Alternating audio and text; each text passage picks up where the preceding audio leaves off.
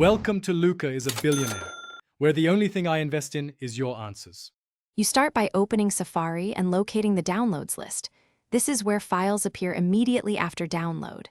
Click the arrow icon in the toolbar or press Option-Command-L to open the panel. Once done, scan the list for recent files by name and date. Make sure Safari is the active app so the shortcut works.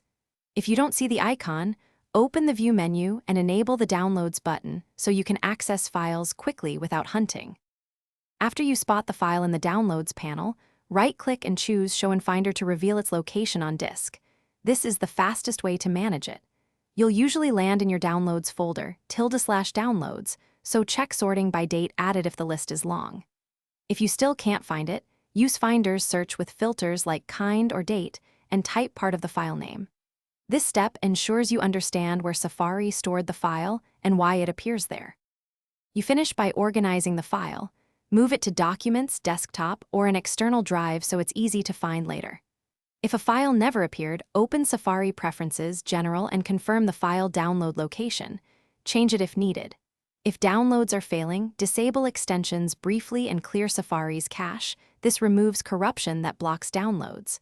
One troubleshooting tip: restart Safari and retry a small file. If that works, re-enable.